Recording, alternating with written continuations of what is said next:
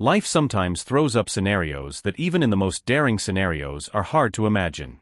I never thought I would find myself in a situation in my 40s where a young girl in her early 20s would persistently seduce me, believing that I was rich.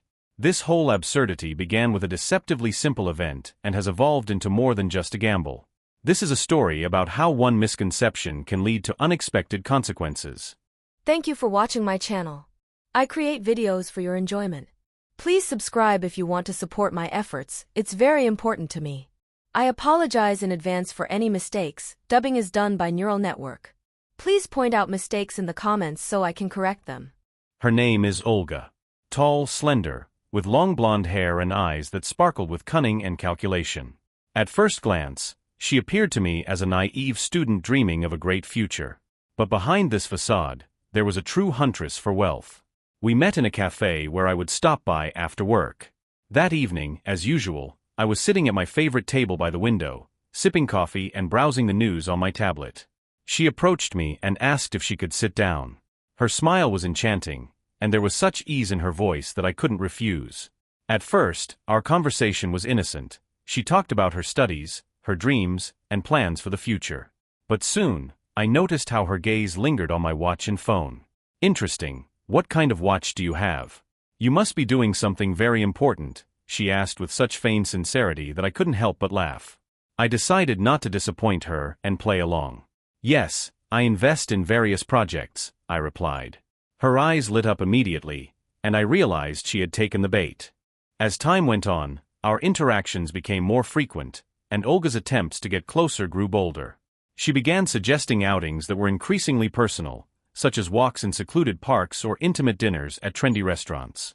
It was clear that she was trying to create a connection beyond mere friendship, and I found myself caught in a web of intrigue, unable to discern whether her intentions were genuine or entirely mercenary. One evening, Olga invited me to a high-end art gallery opening. The event was glamorous, filled with the city's elite, and I could tell she was in her element. Dressed in a stunning black dress that highlighted her figure, she clung to my arm, introducing me as a successful investor to everyone she knew. Her behavior was impeccable, charming even, but there was a subtle undercurrent of expectation in her words and actions. It became increasingly clear that she saw me not as a person, but as a means to an end. During one of our dinners, she steered the conversation towards her favorite topic, luxury. I've always dreamed of owning a penthouse overlooking the city, she mused, her eyes gleaming as she described the marble floors, the rooftop pool, and the designer furnishings. It's the kind of place that makes you feel like you've truly made it. Her gaze locked onto mine, and I could see the unspoken question. Was I the one who could make that dream come true for her? Despite the growing discomfort, I found myself playing along with her fantasy. There was something almost intoxicating about the way she flattered and cajoled, making me feel like the center of her world. Yet, beneath the surface, I knew that her affection was conditional, a transaction waiting to be completed. The tipping point came when Olga invited me to a weekend getaway at a luxury resort. She painted a picture of relaxation and romance, a perfect escape from the hustle and bustle of our daily lives.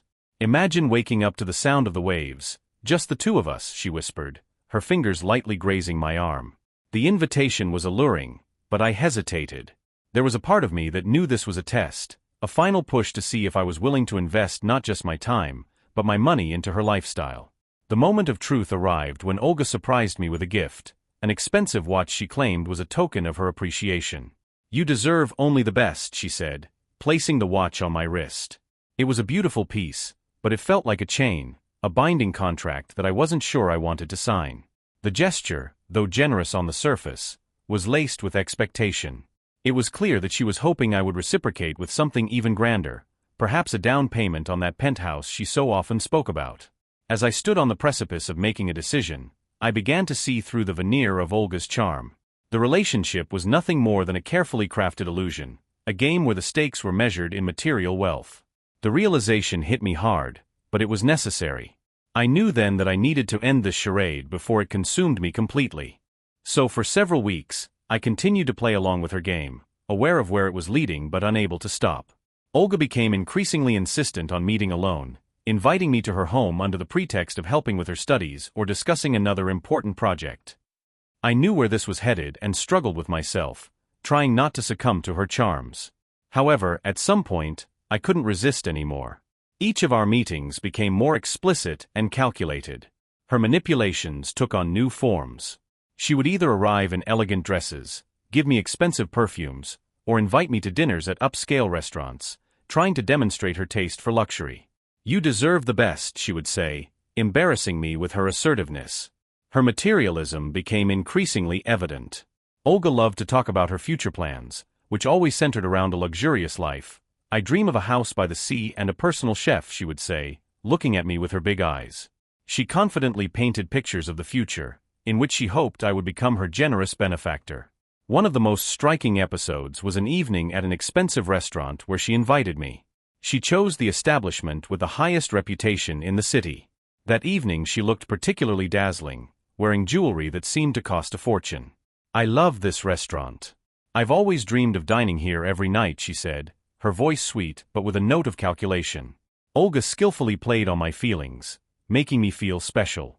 She often told stories about her acquaintances who lived a lavish lifestyle thanks to generous benefactors. "You know, Lena recently got a car as a gift from her boyfriend. He just adores her," she would say with a gleam in her eyes, clearly hinting that she would like to receive something similar. Her manipulations became even more sophisticated. She invited me to go shopping, where she deliberately tried on expensive dresses and accessories, looking into my eyes and awaiting approval. "This bracelet looks so beautiful on me, doesn't it?" she asked, holding a piece of jewelry that cost more than my monthly salary. She even started a conversation about a joint trip. "How do you feel about a trip to the Maldives? I've heard it's paradise there. We could have a wonderful time." Her voice was full of enthusiasm, and her eyes shone with hope. She wanted to convince me that such expenses were normal, that I should strive to provide her with a desired lifestyle. One evening, she set up a real romantic trap. She invited me to dinner at her home, decorated the apartment with candles and flowers, and prepared exquisite dishes. Her outfit was particularly provocative, a short red dress that highlighted all her virtues. "I wanted this evening to be special for us," she said, gently touching my hand. Olga skillfully created an atmosphere where it was impossible to remain indifferent. She danced to slow music, wrapped her thin arms around my shoulders, and pressed closer than ever before. "I feel like you are the one who can fulfill my dreams," she whispered in my ear, her breath hot against my skin. Her manipulations were not limited to physical touches. She actively used her feminine wiles, making me feel guilty for not being able to provide her with what she wanted. "You are so successful and smart. Why don't you want to make me happy?" Her voice was full of feigned sadness, but I could see the hunger for wealth behind this mask. Olga often started conversations about her friends, who lived in luxury thanks to rich men. "I don't understand why people with such opportunities don't want to share their wealth," she would say with a hint of defiance, clearly implying my inability to provide her with such a life. She knew how to play on my feelings, making me question my role in her life. Her seductive tactics became more persistent. She would call me late at night, invite me for moonlit walks, or organize picnics in nature. Olga used every opportunity to remind me of her dream of a luxurious life. She wanted to be sure that her efforts would not be in vain and that I would eventually succumb to her charms. All this time, I knew that Olga had her own agenda, but I couldn't resist her pressure. Her desire for money was so obvious that I sometimes even felt sorry for her. Her life seemed empty and meaningless without material wealth, and this fueled her drive for manipulation and deceit. When I finally told her the truth, her reaction was predictable. Olga couldn't hide her disappointment and anger. She realized that all her efforts were in vain, that I couldn't satisfy her hunger for wealth. At that moment, I saw her true self, mercenary, calculating, and willing to do anything for money. Olga couldn't hide her disappointment and anger. She realized that all her efforts were in vain, that I couldn't satisfy her hunger for wealth. At that moment, I saw her true self, mercenary, calculating, and willing to do anything for money. Her face contorted with anger when I told her that all my stuff was fake and I was just an ordinary office worker. "You just used me," she shouted, not realizing that it was actually her who was using me. "It was you who was trying to use me, Olga. You thought you'd found an easy target, but you were wrong," I said, putting on my jacket. She stopped, her face red with rage. "Get out," she shouted, pointing at the door. I walked out of her apartment, leaving behind the smell of her perfume and a bitter sense of disappointment. Olga thought her game would bring her easy money, but she was wrong. I went back to my routine, trying to forget the story, but the memories of it still haunted me. A few days later, I saw her again at a cafe. She was sitting with another man, looking just as enchanting as she did that first day. I realized that she wouldn't stop searching until she found someone who could truly provide her with a life of luxury. Our gazes met for a moment. She quickly averted her eyes, pretending not to notice me. I knew she would continue her game, but this time I was ready. I was no longer her victim, just an observer who saw right through her. Sometimes I thought about how easy it was to fall into the trap of illusion. Olga was a perfect example of how external brilliance can hide an inner emptiness. Her beauty and charm were just tools she used to try to manipulate men. Every day I realized more and more that true happiness is not in money and luxury, but in sincerity and honesty. Olga, despite her best efforts, never realized this. Her path was paved with lies and deceit, and I doubted that she would ever change. This story was a lesson to me. Now I'm more careful about the people who show up in my life and don't let outward brilliance blind me. Olga no longer had power over me. I learned to appreciate true qualities and not to succumb to artificial temptations. And although her image still flashes in my memory, I'm sure that I can move on without looking back at the past. After all, every encounter, every event in our lives is a lesson that makes us stronger and wiser. The next time I sat in the same cafe, I felt a slight anxiety, but it was replaced by a confident calm. Now I knew I could protect myself from the likes of Olga and find a real, sincere relationship. Over time, the pain of disappointment dulled, and I realized that the experience with Olga was necessary for me to become the man I had become. In the end, despite all her attempts at manipulation and seduction, I was stronger. I was able to keep my soul and mind pure, without giving in to the temptation of deceit and self-interest. And that was the most important victory for me. A few months passed, and life returned to its normal course. I continued to work, meet with friends, and enjoy the simple pleasures of life. But the experience with Olga left a deep trace in my soul, which made me look at many things differently. One day, sitting in the same cafe where she and I met, I saw a familiar face. It was Elena, one of those friends that Olga had so often told me about. She approached me and, to my surprise, started a conversation. "Hi, I know you. You've been in touch with Olga, haven't you?" she said, sitting down at my table.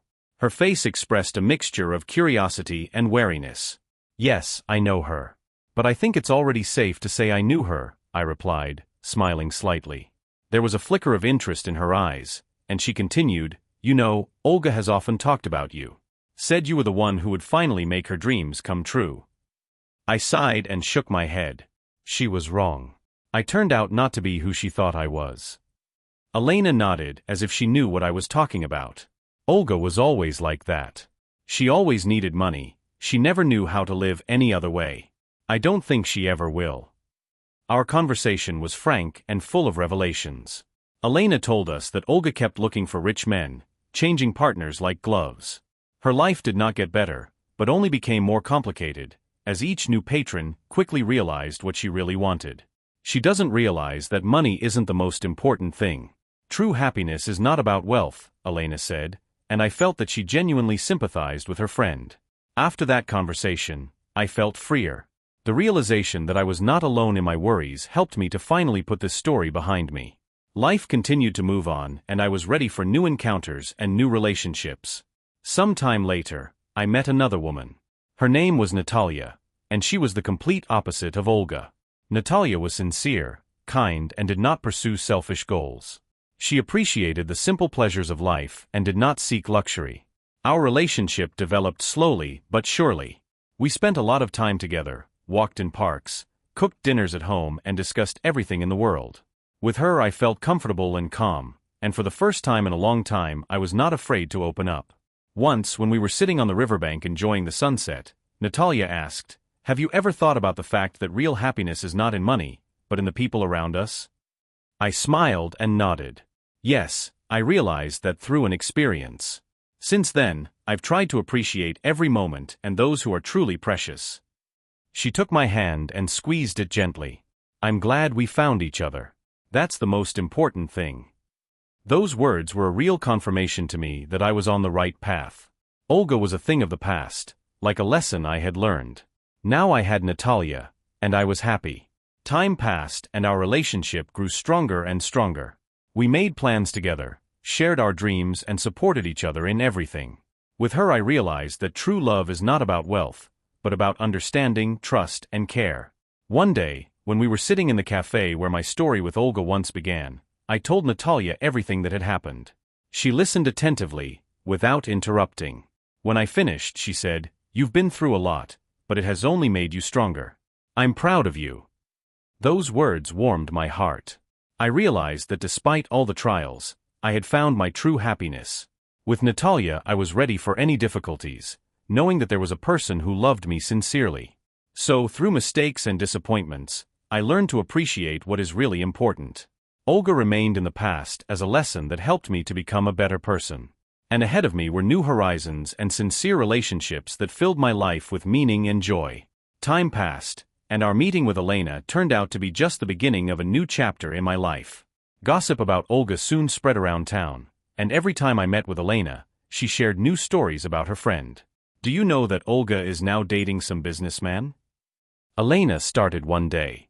We were sitting in the same cafe where it all started. "They say he's married and very rich. She's playing her part again, hoping he'll leave his family for her." I shook my head, listening to her. "I wonder when she'll realize that's not where happiness lies." Elena grinned. "You know Olga. There's no stopping her. She lives in her own world where money and influence decide everything. She recently made a scene at one of the most expensive restaurants in town, demanding the best wines and dishes from the waiter as if she already owned the place." These stories reminded me of how deep someone pursuing only material goods can go. Olga was constantly getting into unpleasant situations, and her name became synonymous with mercantilism among our circle of acquaintances. "I also heard that she got a job at one of the prestigious clubs to be closer to wealthy people," Elena continued. "She leads a double life, a successful young woman by day and a wealth hunter by night." Each new story about Olga only confirmed her constancy. "She recently threw a huge party at her luxurious new home," Elena recounted. "But you know what the best part is? The house doesn't belong to her, but to one of her next patrons.